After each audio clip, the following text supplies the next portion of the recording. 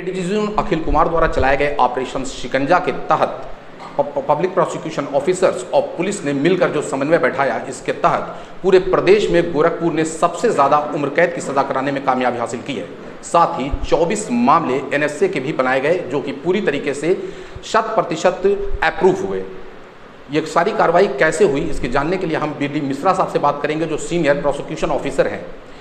मिश्रा जी, जो एक समन्वय देखा गया, पहले पब्लिक प्रोसिक्यूशन ऑफिसर और पुलिस में शायद कोऑर्डिनेशन अच्छी ना होने की वजह से इसका पूरा लाभ मुलजिमों को मिल जाता था, लेकिन आज ये मुलजिम अपने अंजाम तक पहुंच रहे हैं और इन्हें सजाएं कराई जा रही हैं। कैसे ये सारी कार्रवाई को आपने इस ऑपरेशन के तहत अंजाम दिया और सारे लोगों का क्या इसमें भूमिका रही? देखिए, पहले एक रूटीन व्यवहारिक तरीके से कार्य चलते थे। प्रोसिक्यूटर अपना काम करता था, पुलिस अपना काम करती थी, जबकि एक समन्वय बना करके, कोऑर्डिनेशन बना के जब कार्रवाई की जाती है तो उसके परिणाम बहुत ही सार्थक निकलते हैं। चूँकि माननीय एडीजी महोदय द्वारा, कप्तान महोदय द्वारा और डीआईजी महोदय द्वारा एक मिल करके जो एक योजनाबद्ध तरीके से एक कार्य किया गया कि पहले हम अपने एक सेल को बनाएं पुलिस ऑफिस में, जो सेल स्पेशली उन लोगों को जो गवाह हैं मामलों में उनको बुलावे, उनकी मॉनिटरिंग हो कि नियत समय पर गवाह आ गया, हमारी गवाही हो गई, थानों से मुकदमे के माल आ गए, जो भी फोरेंसिक लैब की रिपोर्ट है वो आ गई।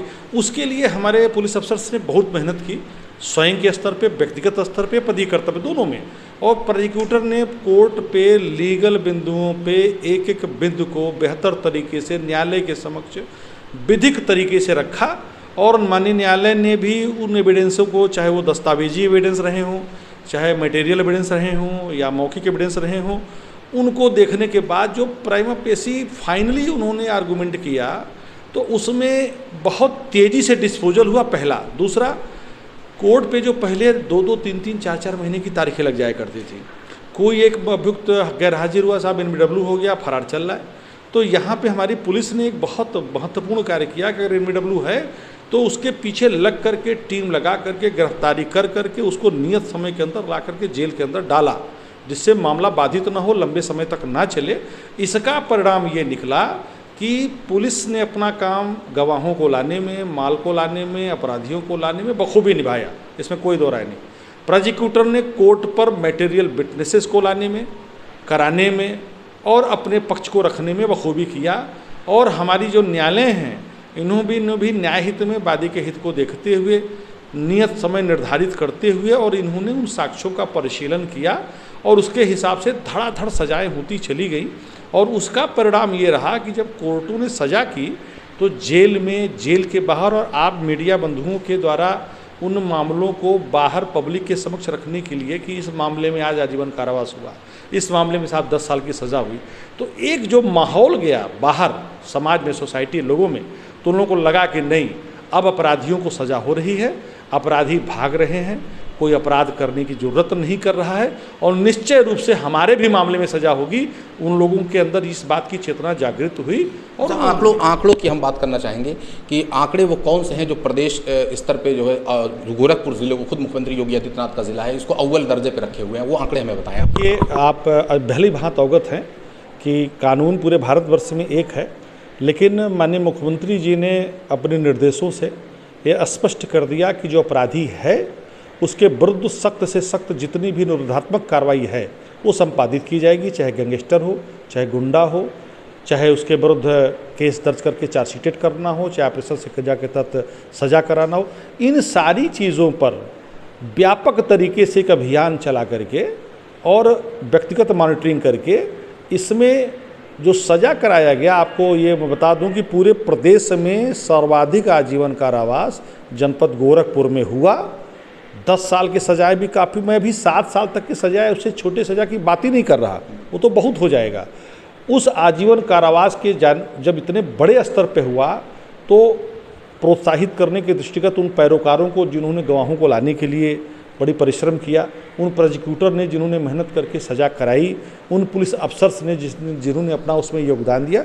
अभी हाल ही में माननीय डीजी महोदय के नेतृत्व में एक सभागार में बड़ा आयोजन करके सबको सम्मानित भी किया गया। तो वो फिगर लार्जेस्ट फिगर है, पूरे प्रदेश पे नंबर 1 पर फिगर है सज़ा कराने में। और एनएसए जो इतिहास में, कानून के इतिहास में सबसे बड़ी कार्रवाई मानी जाती है, और उसमें भी माननीय मुख्यमंत्री जी का विज़न बहुत साफ था कि कि अगर आप क्राइम करेंगे तो आपको NSA के तहत हम निरुद्ध करेंगे। और वो NSA के तहत व्यापक स्तर पे कार्रवाई हुई, चाहे पंचायत चुनाव में हिंसा का मामला रहा हो, चाहे हत्या का मामला रहा हो, या हमारी अबोध बच्चियों के साथ बलात्कार का मामला रहा हो। इन सारे मामलों में NSA लगाए गए कुल 24 मामलों में विगत वर्षों में टिल डेट तक वो 100% माननीय उच्च न्यायालय के परामर्शदात्री समिति द्वारा अप्रूव्ड किया गया। माननीय डिस्ट्रिक्ट मजिस्ट्रेट महोदय ने अपने निहित अधिकार जो विधिक प्राप्त हैं उनके तहत उन्होंने NSA की कार्रवाई की और उस पर न्यायिक रूप से ठप्पा लगा। इसी तरह से गुंडा एक्ट में सैकड़ों कार्रवाइयाँ हुई, आर्म कैंसलेशन की तमाम माननीय डिस्ट्रिक्ट मजिस्ट्रेट महोदय द्वारा की गई।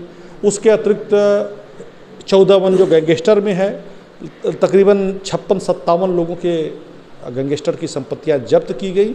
और उसमें एक हम आपको बेहतर फिगर बता दें कि जो संपत्तियां जब्त हुई उनमें किसी को भी माननीय सत्र न्यायालय से, माननीय उच्च न्यायालय से कोई रिलीफ नहीं मिला।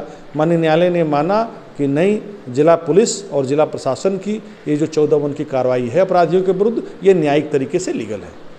तो आपने एसपीओ साहब की बात सुनी, पुलिस और पब्लिक प्रोसिक्यूशन ने मिलकर जो एक रणनीति तैयार की, उस रणनीति का ही नतीजा रहा कि आज आरोपियों को सज़ा दिलाई गई है। इसका खौफ समाज में भी गया है। मीडिया के जरिए से ADG जोन अखिल कुमार द्वारा पूरे मामले का प्रचार प्रसार किया जाता है ताकि अपराधियों में खौफ की स्थिति पैदा हो और अपराध का ग्राफ दिन प्रतिदिन नीचे की ओर जाए। रशाद लारी, टाइम्स नाउ नवभारत, गोरखपुर।